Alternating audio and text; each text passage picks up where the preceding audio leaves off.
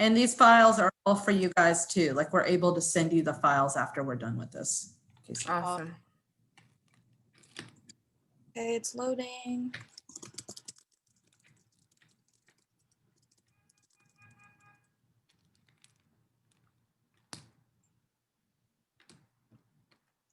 Almost. okay, you're streaming.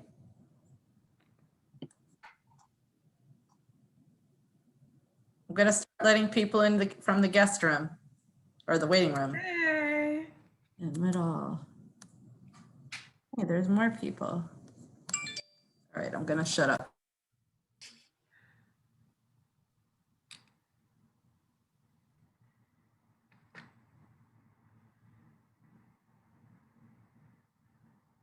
I'm gonna start letting people in from the guest room or the waiting room.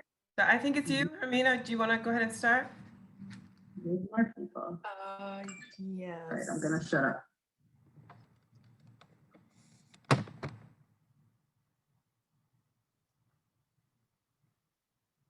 Hello, everyone. Oh, I am so happy to I'm gonna see you let all people in joining. from the guest room or the waiting room. I think Hermina, do you want to go ahead and start? Sure. There's more I people. think that, All right, I'm gonna shut up. I'm gonna do this. Oh, Hermina, if you have the Facebook page up, you have to turn off the sound because I'm hearing it as a delay. I actually just got out of Facebook. Hello, everyone. Thank you all so much for joining us. We are simply delighted that we are partnering with Whale Week 3.0 and the organizers, one of which is Paulita Bennett Martin, and we are so grateful, and CJ is also on that team, so we really are thankful for that. But the Susie King Taylor Women's Institute and Ecology Center is just so grateful to be able to be a part of this. I think that when we first received our grant from the Break Free from Plastic grant, we were thinking about, how could we use these funds in a way that fulfills our mission, the ecology part of what we do, which is the environmental work, and also provide the most impact geographically, because there are so many wonderful women on the coast who do such great, awesome things regarding the environment. And what came to our team at the Institute is that there are many women in our communities. Gullah Geechee women, Black women, African-American women, Trinidadian women, Jamaican women, all throughout the diaspora who are connected to the water, connected to the ocean in these very, very deep ways. And that's how Coastal Black Women's Ocean Memory and Conservation Jamboree was born. And once Paulita and I began talking about who her possible guests were, and I had already heard of the Whale Whisperer, but when she brought up her name, I was like, oh my God. I'm going to sponsor her. The Institute is going to sponsor her. So all of us as the co-creators of the Coastal Black Women's Ocean Memory and Conservation Jubilee thought that it was a great idea. I've said before, somewhere and in person, that we have been waiting for one another to do this work. Now is the time. We have deep sea divers, we have, Bridget is a scuba diver, we have poets, we have anthropologists, we have master storytellers, we have gardeners, and all of this relates to the ocean and to water in a very powerful way.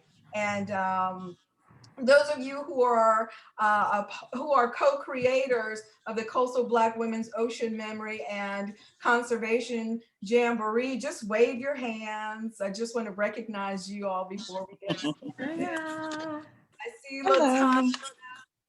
and Bridget and Pat and Helen and of course Michaela, and there's somebody else, I don't know who Galaxy 7 S7 might be.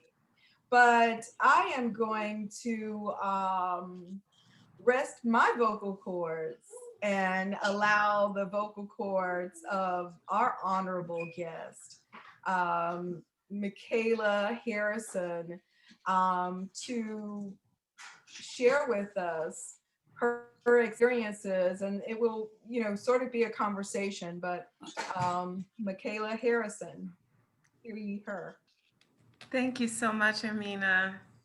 And just so thankful for this connection, the journey that we shared yesterday, all of the sisters from the Jamboree collective. Just, I'm definitely still glowed up from it. I hope that y'all are.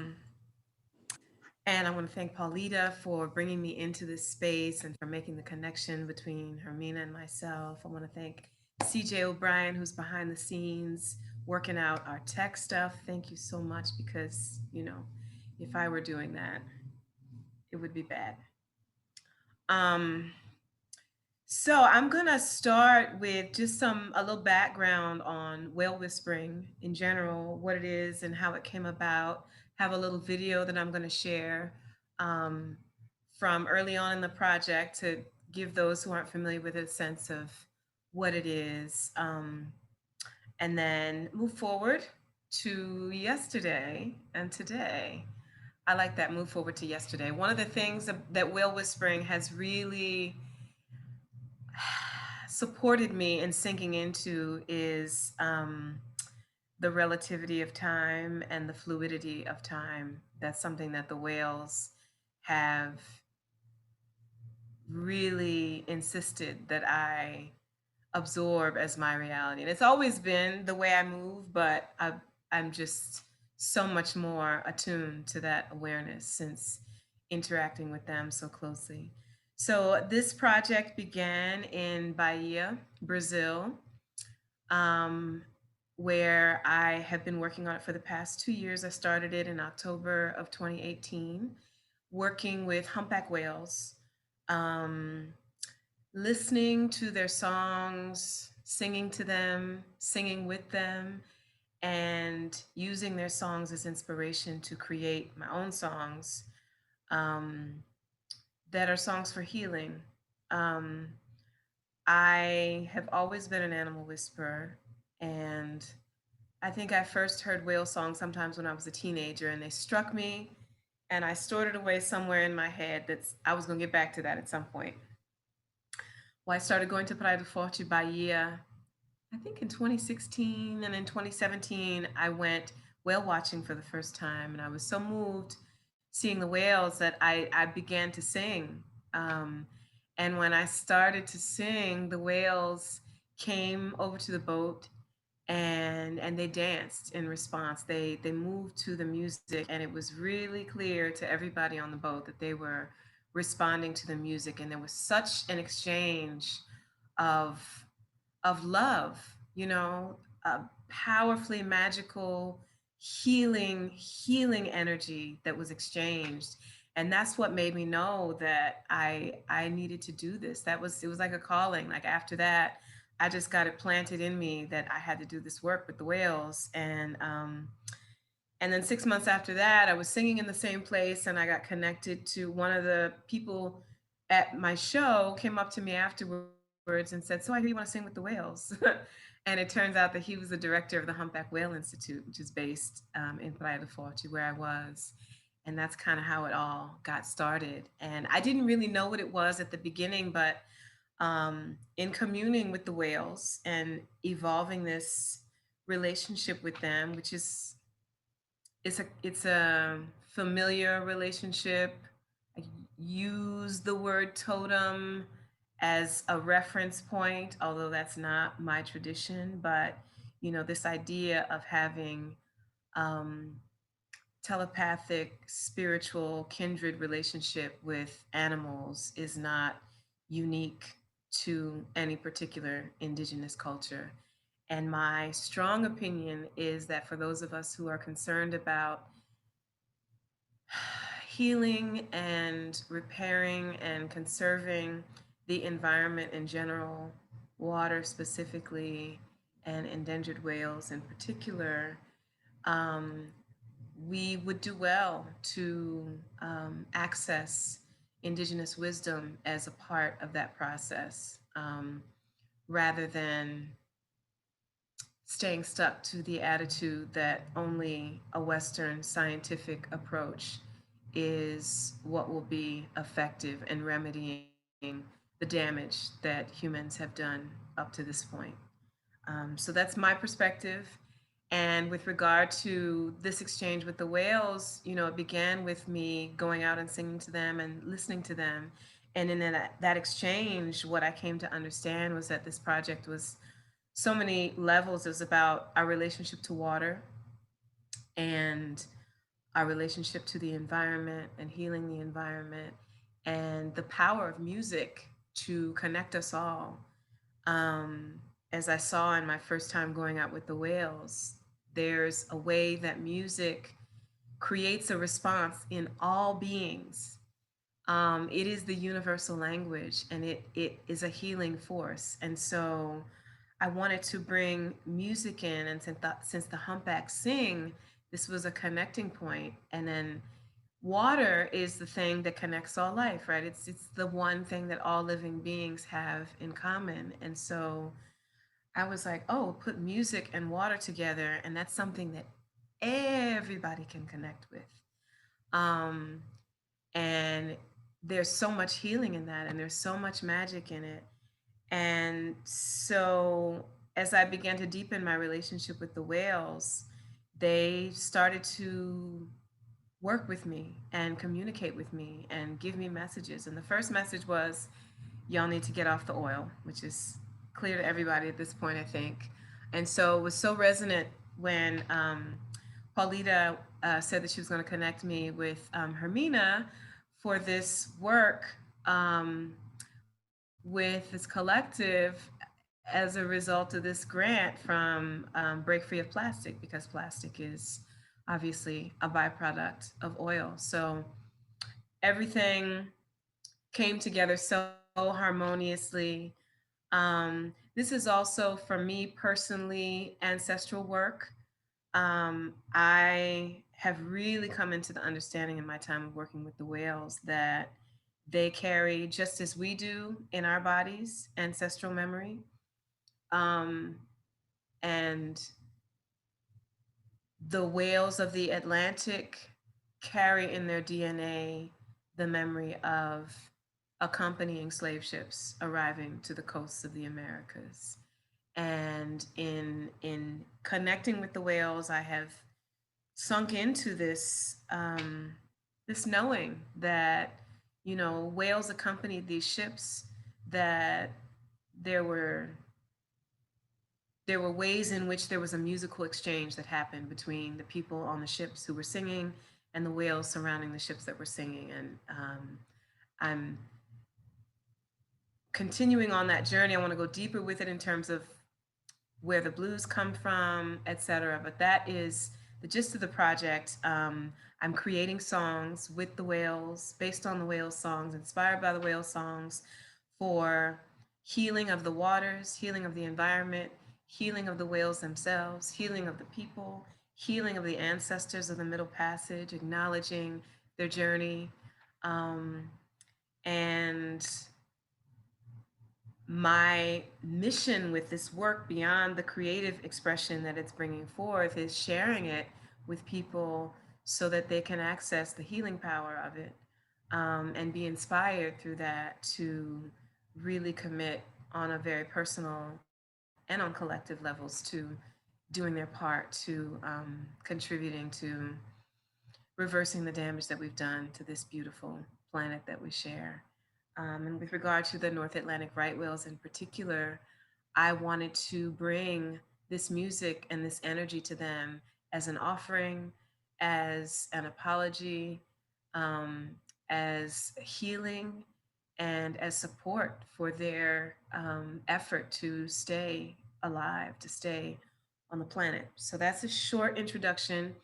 The first video is a little collage from the first, I think, 3 trips out over the course between 2018 and 2019 in Brazil.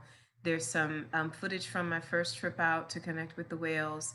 And then there's a clip from a show that I did at the Humpback Whale Institute in 2019, where I'm doing some improvisational singing to whale songs, so that you can just get a sense of what that sounds like and the direction that I'm going with it, with the songs that I'm composing. So CJ, if you would play that first video for us, it's a few minutes.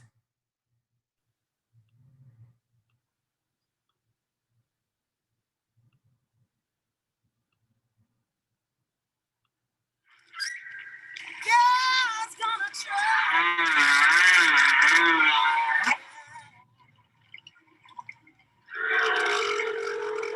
They come a long way.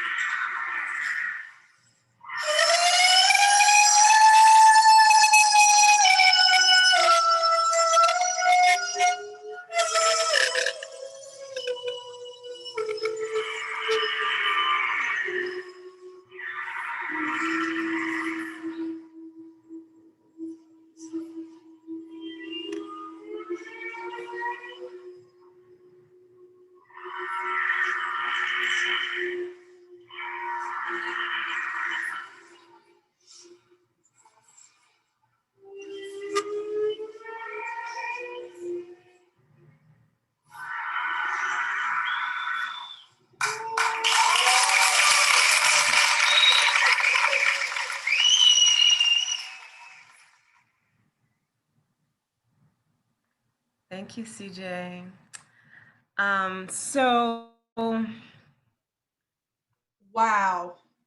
oh, you hadn't seen that before? No, ma'am.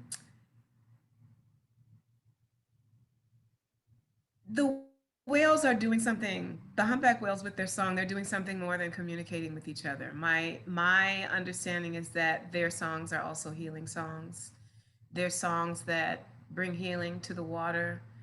And part of the reason that they've called me to this work is that it's time for their songs to come above ground. Thank you, CJ. That it's part, that energy is part of what we need for this healing work on the planet right now. And I have been able to witness on so many occasions how they respond to the music being offered to them, which is why I had no doubt that bringing it to the whales in this region would be something beneficial for them, as well as for this collective of amazing, beautiful, thank you, Destiny, thank you, Peggy, beautiful women that I had the opportunity to be with yesterday. So I want to just show 2 more clips from Brazil so that you get a sense of what I'm talking about with regard to the whales' responses. There's 2 very short snippets of video of whales breaching as I'm singing. And it's a very celebratory, like, you know, Yes, we feeling this. It's their testimony. When the whales jump up when you sing, it's something really special. So there's the next two videos, CJ, if you would show those just back to back. They're both, I think, like less than 10 seconds.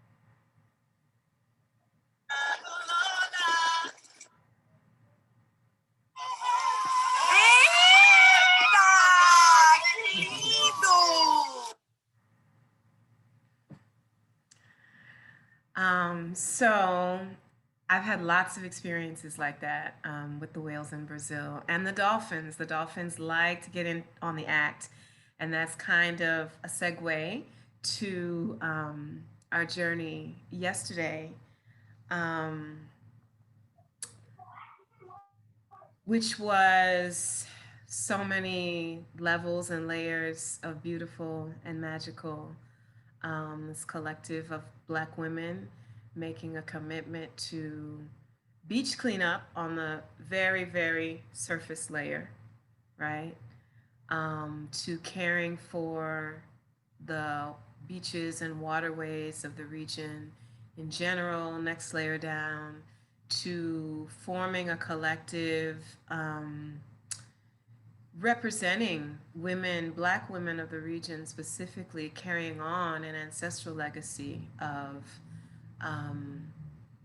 expressing a relationship to and care for and responsibility for the natural environment, and honoring those ancestors and bringing the energy and strength and the presence of the ancestors into this work.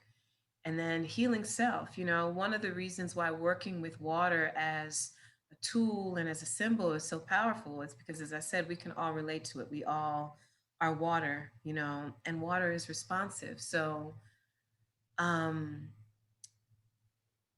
this idea of caring for the environment and caring for the waters is not, it's not possible for it to be holistic and as effective as it can be if it's only directed outwards.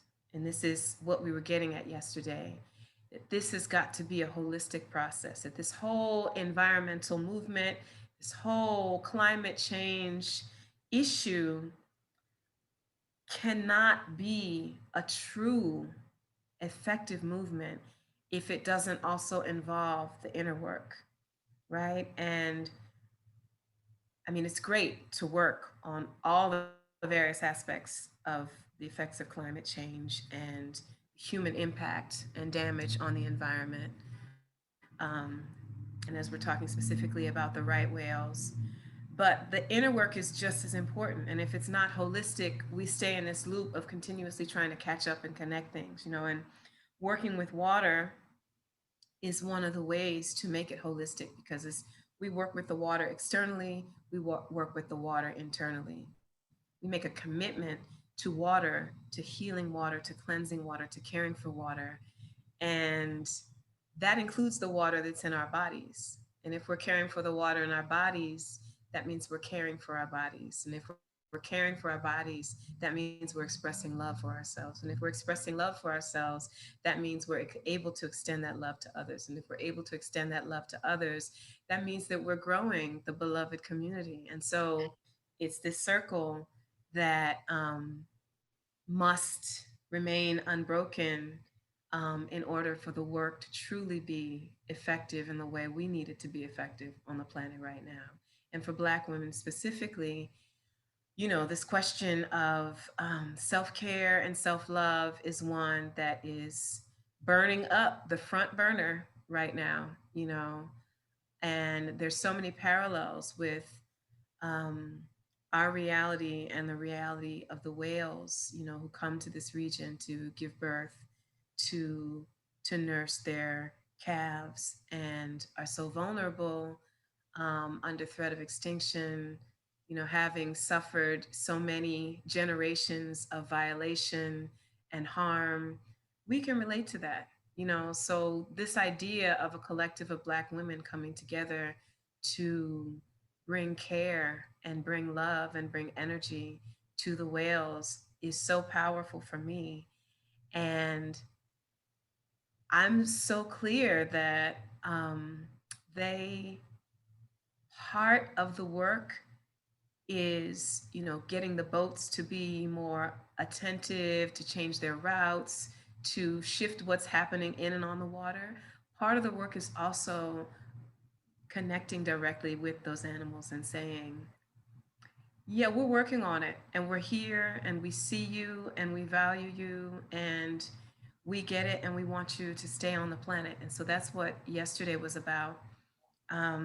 So there's a brief video from yesterday that Emmanuel Branch, journalist who joined us and filmed and took pictures of everything. I'm so thankful.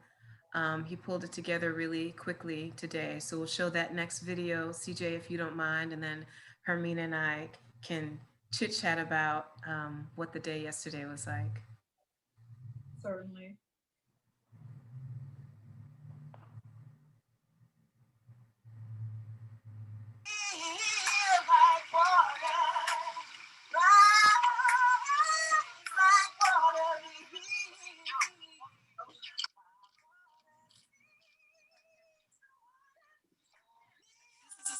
Song. It came through as like a song from the belly of the ship. And the whales accompanied those ships. The whales witnessed those ships coming in. And they heard the singing that came from the ships, and they remembered the singing that came from the ships. And they sang to the people who were on those ships. And so part of the songs that came with us to this land are the whale songs. And part of the songs that the whales sing are the songs that those Africans sing. As long as we keep on breathing and sing our way across this sea, as long as we know in our hearts we have the power, we will be free. As long as we keep on singing, breathing, and sing our way across this sea. As long as we know in our hearts we have the power, we will be free. As long as we keep on breathing and sing our way across this sea. As long as we know in our hearts we have the power, we will be free. As long as we keep on breathing and sing our way across the sea. As long as we know in our hearts we have the power, we will be free. Yes. We want them to survive. We want them to Yes.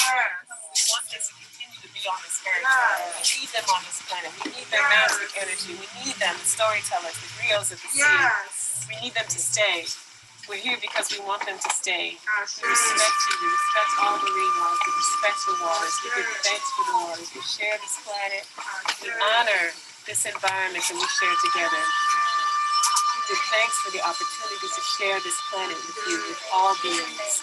And we take responsibility for doing our part to take care of the environment that we share. Thank you. Thank you. Thank you.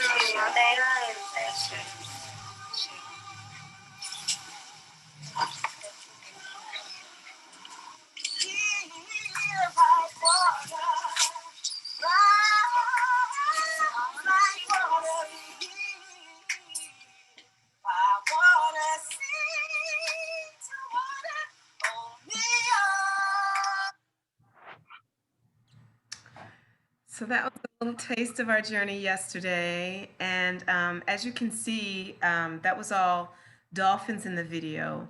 We didn't have, my personal perspective is that we didn't have enough time to get to the whales. Right when we got out to the open sea, I feel like we were out there like really 5 minutes max, and the captain turned the boat around. And I didn't want to balk because, you know, wasn't my boat. And I know they have rules that they have to follow, but honestly, I was making a connection with the whales, and I feel certain that given the time, they would have come to us. It takes time to draw them out. But I did see, along with some of the other people on the boat, a spout in the distance. So they heard and responded. And my experience in Brazil has been that often the dolphins actually come ahead of the whales and they alert the whales. I've had a few experiences where the dolphins showed up first and actually went to get the whales. Like they were clearly, it was really, really clear. They were like, y'all, it's a lady out here singing to us. Get over here. Literally, like the boat was surrounded by dolphins. They all left and they came back with a bunch of whales. That has happened a number of times. So the presence, yesterday, the dolphins immediately came to the boat. They surrounded the boat. They danced to our singing, and the video doesn't really show, but you know, we were all singing together, and the dolphins stayed with us the entire time. And so that kind of prayer, the commitment that you heard me speaking at the end was sending the message to the whales through the dolphins of our energy for them and our prayers for them and our commitment to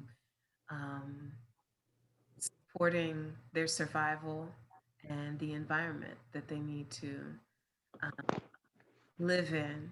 So I will, before I bring Hermina in, just share so that everyone can hear what the words of that last song were. My girls from the boat. I know it's still in your head, so feel free to sing along. This is Love Water.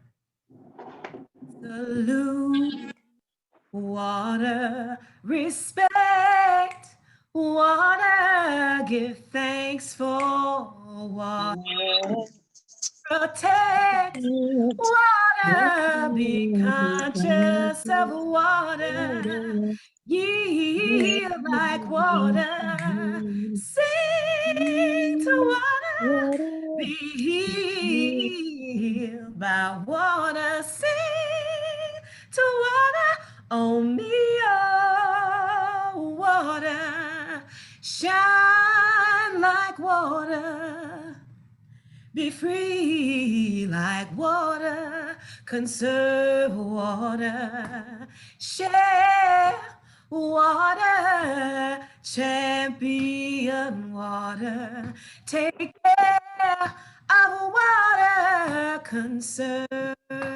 water, share water, champion water, take care of water, take care of water, take care of water, take care of water.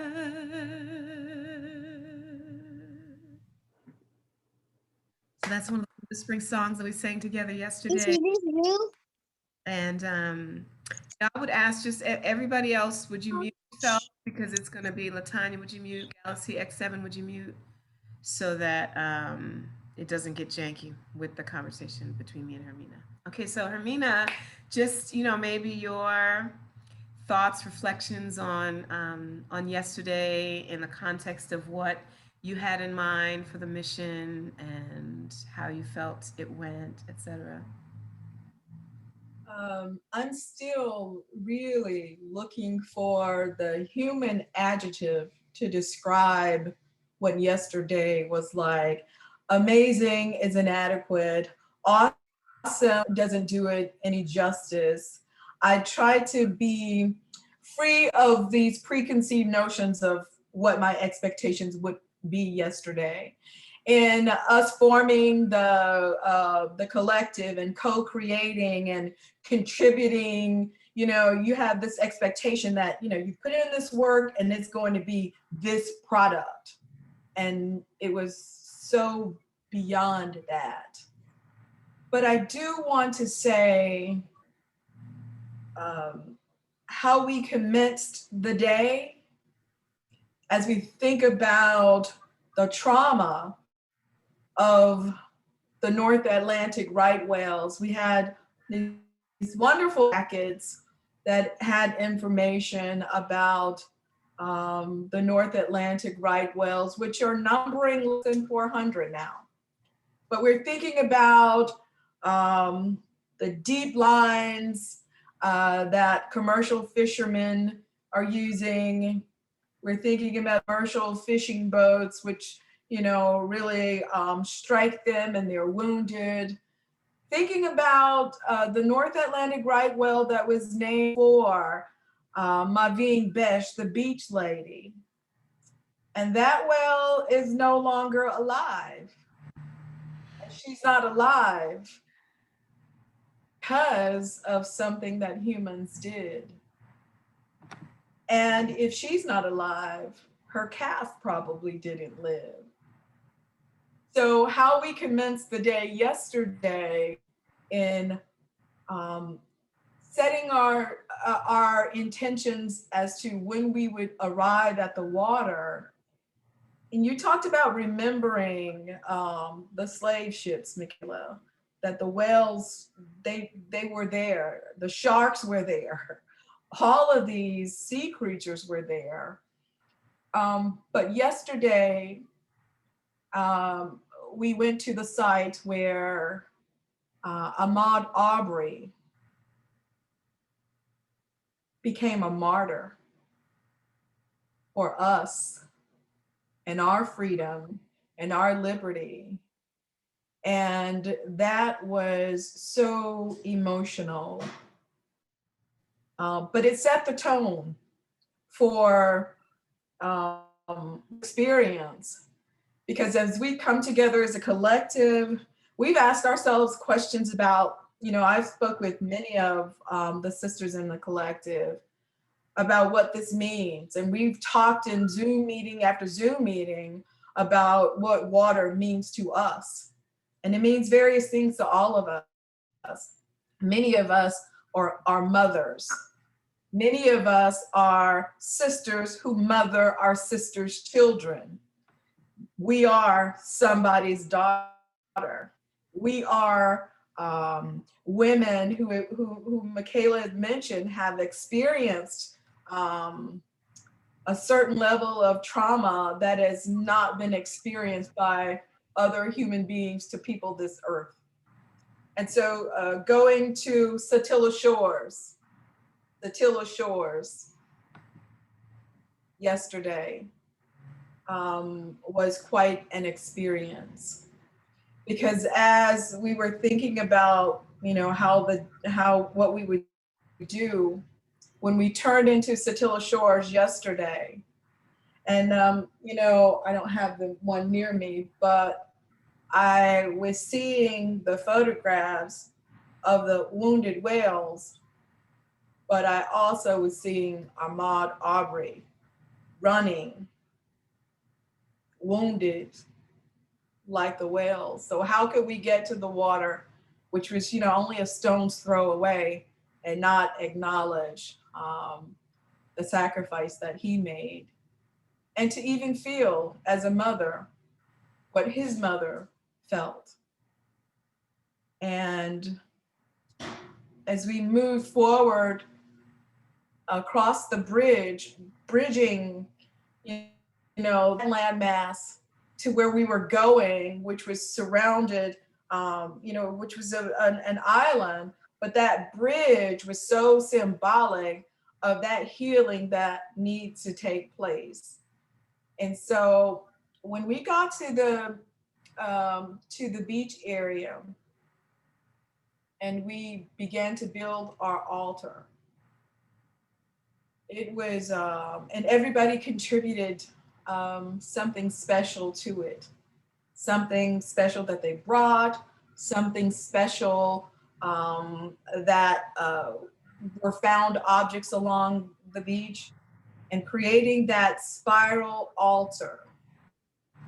I shared with the group that that spiral has stayed in my mind yesterday because as that spiral goes around bigger and bigger and bigger, the dolphins were actually doing that in the water. And I just kept thinking, oh, what is going on? What is going on? And I got a little melancholy with all of that. It was a spiritual experience. But what we bring to the water, what we have been discussing, we call ourselves Afro Eco Power Sisters. That's our name when we Zoom each other.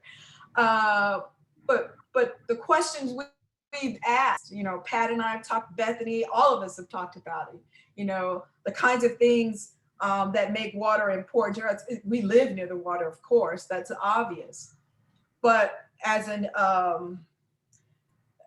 eco justice and creation care minister, what is important to me is that this inclusive way of reclaiming our story, our space in environmental movements, is that we began to share what climate change means to us, what sea level rise means to us, what it meant to our grandmothers, and what it had to our great grandmothers, because this is nothing new.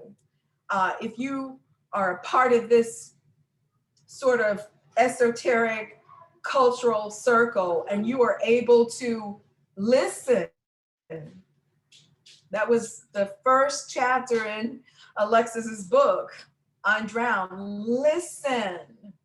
If you are able to listen as we have listened to our mothers, to our grandmothers, to our great grandmothers, talk about, well, child, it's hotter this summer than it's been 10 years, in 10 years. Ooh, child, it's hot. It's hotter than it was last summer. That's climate change. Like Michaela said, it's not scientific, but it's real. It's hotter than it was last year. What we're bringing to this. When we're talking about sea level rise, you know, we've spoken about in our circle some of the mothers, our mothers, having mermaid experiences. And, you know, what we bring to this space is that we have to have this relationship with our ancestors. We can't do it without them. We just can't do this work without them. We have to make that acknowledgement. There's no time that we are ever able to go anywhere, and I don't care who is with, that we will not acknowledge our ancestors who have made life possible for us. The other thing is that our stories are very important. Our stories add so much depth to this space because, like Michaela's been saying, it's not all superficial. It's so much deeper than that. it's not all about the science. And the whole experience yesterday, and some of you can attest to that, I literally had an epiphany that I'm really trying to put into words, because it was extremely spiritual for me. It was beyond what's real. But it's an experience that I will carry with me, and I'm sure everyone else will carry with them for a very long time. And we start off our calls, our Zoom calls, with a word. What is your word? And last night, I just kept thinking, and I met with Bethany today, and I just kept thinking, what is my word? Because something happened to me yesterday. And my word is boundless. You know, when I looked at those dolphins, the messengers, they were slipping in and out of the physical, you know, and going down deep and coming back up for air to breathe. And these are things that we need to do. But it was a powerful, powerful experience. And as the first Black women's coastal memory and conservation jubilee in the country, I'm not talking, there have been individual women who have done this work, but as a Black women's collective, we are the first that have done that. And I'm proud to say that we have done this and that we did it with the Whale Whisperer. So I thank all of you who are part of the collective, who are on the call. And I'll name them. There's Tasha, there's Karima, there's Helen, there's Bridget, Pat, Bethany, who am I? Latanya, myself, and our guest, Michaela. So it's 9 of us. And it was an amazing experience. Thank you, Hermina. Thank you so much for having me. Yeah, some of the things that really stood out for me. Well, one thing that I want to say is that this is technology, right? This is the fact that it's not scientific doesn't mean that it's not technology. So I want to make that clear to everyone who's not clear about that. It's a different kind of technology. It's a technology based on indigenous ways of knowing,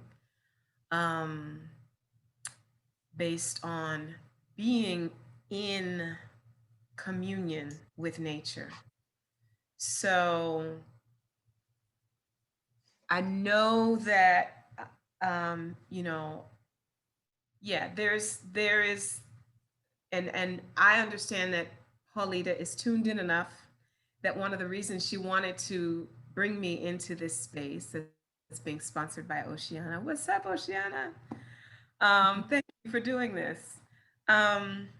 Is that this bridge needs to continue being built between, the folks on the scientific side of conservation and working to remedy climate change, and indigenous people throughout the world, and people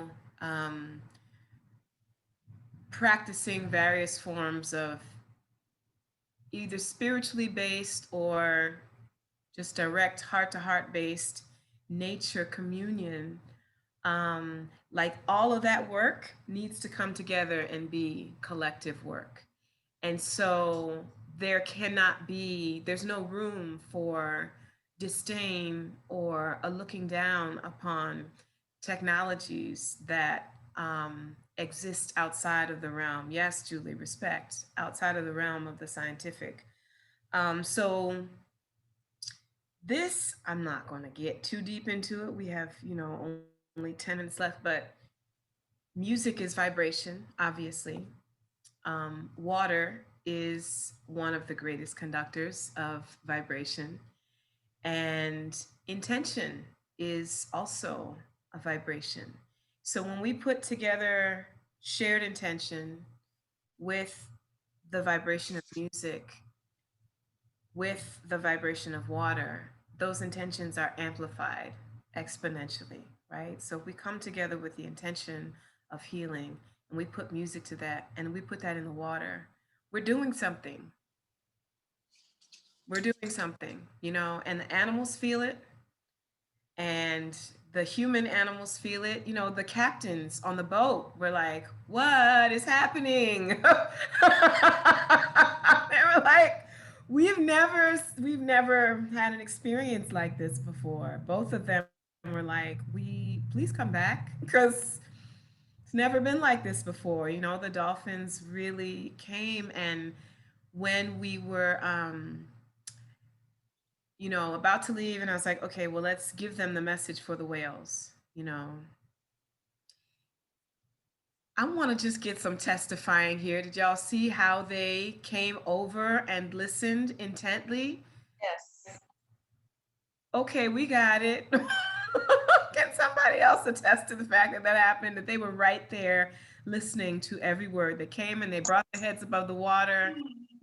Yeah, okay. And they brought their friends. Yeah. That happened. That whistling tone also, Mm-hmm. that whistling tone that we heard, that high pitched Mm-hmm. whistling tone. And they didn't just come to the boat, they came rushing towards the boat. They, you know, it wasn't as though they were just casually fluttering about. They came, we talking about intention. It was very clear that their intent was to be closer. And the smiles on their faces, oh my goodness, the smiles on their faces. I would like to also, in her absence, our lady captain, Linda, Yes. when I spoke with her, she said, I cannot believe what I saw. She said, this is just remarkable. She said, as this thing was, she said, as this thing was unfolding, she was saying to, what was the other guy, what was his name? Captain Paul. Captain Paul, thank you, Hermina. She looked at him and she said, what the hell is going on here? I have never seen anything like this before in my life. She said, never. She said, this is an experience like no other. And she was just so grateful when I went to get the card. She was so grateful for one, having connected with Hermina to, you know, with who was adamant about there being a woman, since there is a woman. And she said she was just so grateful that she had that opportunity to have that experience. And it can only have happened as it did with us. A shame. And after you delivered the message to the dolphin, they started to go right back to where you sent them. And they went to send that message to the whales. And had we stayed out there a little while longer, I think that we would have seen the whales. It was a beautiful experience.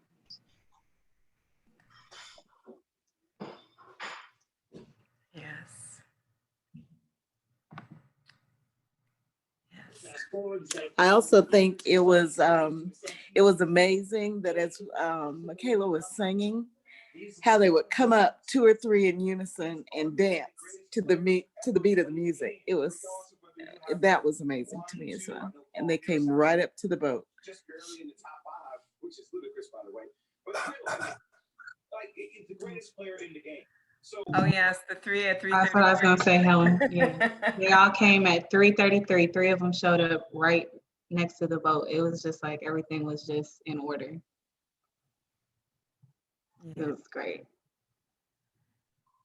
So I'm, you know, the short story is that for everything that we're dealing with on the planet right now, you know, climate change, racism, homophobia, transphobia, patriarchy, the scourge of capitalism, like all of it, we need magic. We've tried to do it using all kinds of tools. But the magic on the collective, organized level is the piece that's going to tip the scales. I'm firmly convinced. And this technology that I'm talking about is old school magic, you know, which isn't really magic. It's just mysterious because it's not what is obvious. It is what you have to go within to discover, right? And my experience of the whales and the dolphins is that they are extremely intuitive. It's obvious that they're extremely intelligent, but beyond intelligent, they're extremely intuitive, extremely sensitized, and just spiritual beings. You know, I try not to use terms that relate to hierarchy, you know, but one word that comes up often is superior, particularly with regard to the whales. They're just sublime, you know, their gentleness for all their giantness. They're so gentle and so compassionate with human beings. They're so aware of what we're doing and what's happening. Um, and yet they offer us so much grace. And this position that the North Atlantic right whales are in of almost being extinct, this is a way of them communicating with us. You know, they have made a lot of sacrifices on behalf of humankind, and they are they're speaking to us with their dwindling numbers. You know, they're giving us an opportunity to make some shifts that their sacrifice is requiring, you know, so it's an opportunity for us. And we have to pull out all the stops at this point, you know, and and I just am committed to continuing to say the words that so often are not a part of this conversation. Yes, magic. Yes, love. Yes, we need to be talking about love. How hard is it for us to love ourselves if we're not, you know, the earth is a part of us, the water is a part of us. So if we're trashing the earth and the environment, then we're not taking care of ourselves. We're not loving ourselves. And so we have to deal with that part of it as well. And we have to deal with the legacy of slavery. And the whales have everything to do with that. The whales have everything to do with that. They were being, you know, exploited and abused and used for their blubber to literally build the foundations and light all of the buildings, you know, of the colonial empires, right? So at the same time that Africans were being dragged across the Atlantic, the whales were being massacred to support the empire that the Africans were also being subjugated to and exploited in the service of and in the name of. So the connections run very deep. And this moment is such an opportunity for healing because we can say, we're bringing this to the whales. We're doing this on behalf of the ancestors. We're doing it on behalf of ourselves and each other. And we're also giving those who are standing on the outside looking in an opportunity to come into this story, which is a painful story, in a way that that is also offering healing. You know, we all need to deal with it. We all need to heal from it. And music, as I said, you know, music and water, they're the two things that unite us. You know, who, like Fela says, water no get enemy. Who's gonna be mad at water? Who's mad at water? Ain't nobody mad at water. Everybody wants some water. And who's mad at music? You know, music is the one thing that can bring people from all walks of life. You don't have to understand the words. It is the thing that can bring us together, you know, and the whales and the dolphins, they have this energy of magic. They have this power, this vibration that they carry, this deep wisdom and this grace and this patience and this compassion. And so we put all those things together and we come to them and humbly say, let us learn from you. Let us take this threat of your extinction as an opportunity for us to grow, to level up, and discover new ways to do this thing that up to this point we have not managed to do effectively. And so I just want to continue to posit that bringing this other level into this work. Yes, pod up, Helen, pod up. Yes, I want to mention my sister, my Whale Clan sister, Alexis Pauline Gomes, and her beautiful new book, Undrowned, which everyone was gifted with at the end of the day yesterday. It's Black Feminist Lessons from Marine Mammals. Check it out, Alexis Pauline Gomes. And just thankful, so very thankful for all of you. Well, we are so grateful to you. And thank you for your beautiful message and the gift that you gave us yesterday, your gift of whispering with the whales, and positing songs in our heart, not just one song, but several songs in our hearts. And we're really, really grateful for that. Really am. I know that it's 7 o'clock now. There are a couple of things that I would like to say that there's a friend of mine on here. Beth, are you still on here? Beth Brockman. Beth, can you unmute? Beth is an anti-nuclear activist. And there's the Kings Bay naval base right there at Jekyll Island, but I have to get my microphone. Well, I'll go ahead and share. And the Kings Bay naval space there on Jekyll Island, near Jekyll Island in St. Mary's, actually, in Camden County, are doing all kinds of things with their phallic weapons. And one person brought up today that it would seem that the naval base would pause during the whale migration their nihilistic approaches to warfare and what they think that they're doing in terms of saving people. But in that space, the dolphins still came and the whales are still coming. And Michaela, before we get off, I want you did a really deep prayer an affirmation yesterday that was very powerful. But there's a biblical reference in Ecclesiastes 3:19 that says the fate of humans and the fate of animals are the same. As one dies, so does the other. But the reverse is true. As one lives, so does the other. Both have the same breath. Yes. Beth, I see Beth is up now. Did you want to ask her something, Hermina?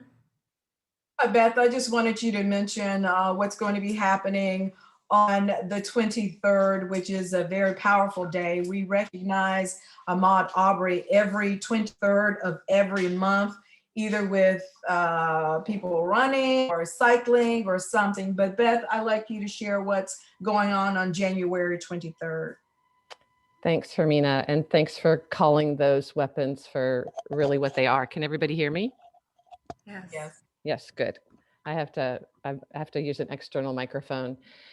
So on January 22nd, there's a special treaty that's coming into ratification that's been signed by 50 countries. It's for the elimination of nuclear weapons. And once 50 countries have signed and added their signature to this, after a number of days, I don't remember the total number, it actually comes into fruition, and that happens on the 22nd. And so there'll be celebrations all over the world to commemorate this and to work for the abolition of nuclear weapons.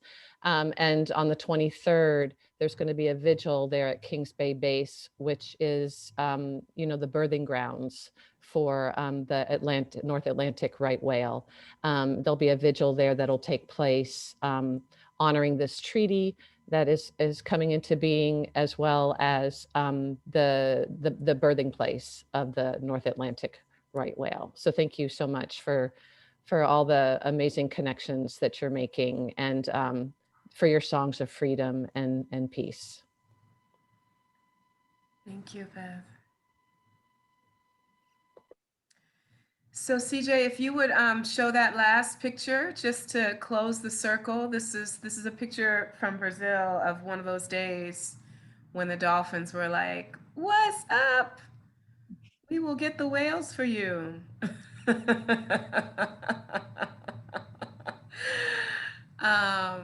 So yesterday was just continuity. This connection between the whales and the dolphins is old news, obviously. And I would say that even in terms of thinking about, this interspecies communication, there's so much for us in terms of developing our ability to learn from and listen to each other beyond what is spoken and what is expressed through language as we understand it. The beings of the water have other ways of relaying and receiving information, and there's so much in that we can learn from in terms of new ways of expanded ways of interacting with and honoring and respecting and learning and exchanging with each other.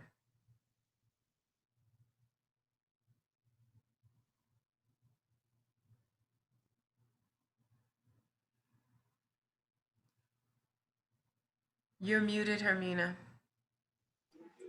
Thank you, Michaela. We certainly are filled with much gratitude that you graced us with your wonderful gift and knowledge and sense of connection, deep connection to the water and the whales in ways that will heighten our intention in the work that we continue to do.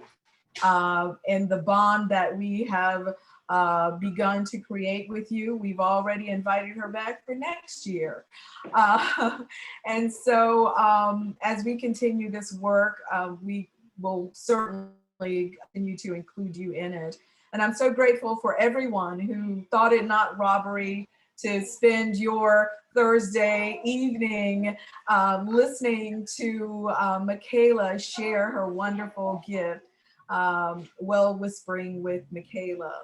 Thank you all so much, and do have a wonderful evening. Thank you. Thank you all.